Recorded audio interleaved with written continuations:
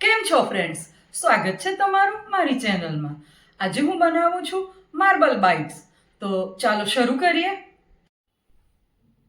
સામગ્રીમાં જોઈશે 300 ગ્રામ જેટલું ઇડલીનું ખીરું, 3 ટેબલસ્પૂન રવો, બીટ, કોથમીરની ચટણી, સ્વાદ પ્રમાણે મીઠું, 1/4 ટીસ્પૂન ખાવાનો સોડા, તેલ, રાઈ,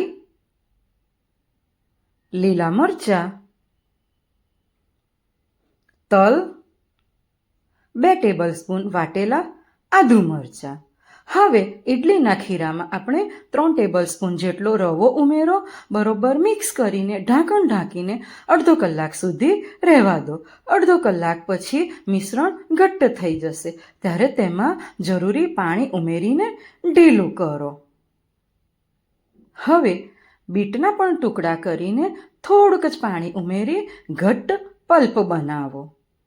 હવે જે આપણે ખીરાને અડધો કલાક માટે રહેવા દીધું હતું તેમાં સ્વાદ પ્રમાણે મીઠું, આદુ મરચાંની પેસ્ટ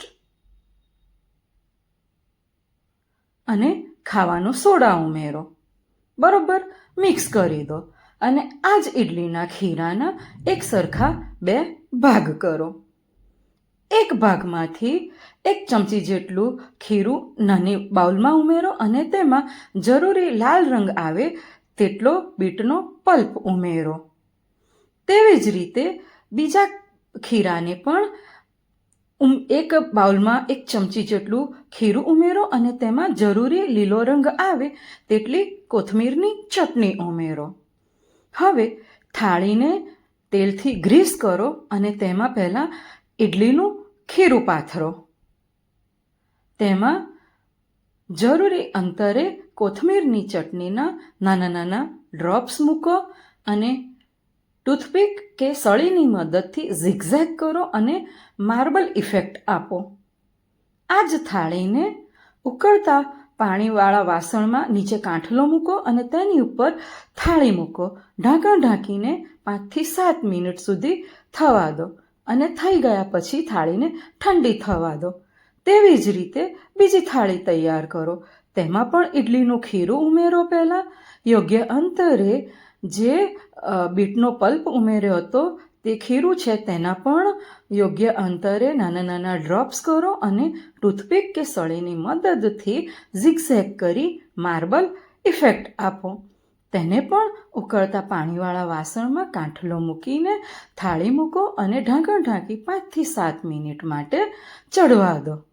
ચડી ગયા પછી આ થાળીને પણ ઠંડી થવા દો. ઠંડી થઈ ગયા પછી ચોરસ ટુકડા કરો અને હવે વઘારની તૈયારી. એક વઘારિયામાં જરૂરી તેલ લો, તેમાં રાઈ ઉમેરો, ત્યારબાદ હિંગ, તલ, લીલા મરચાં ઉમેરો.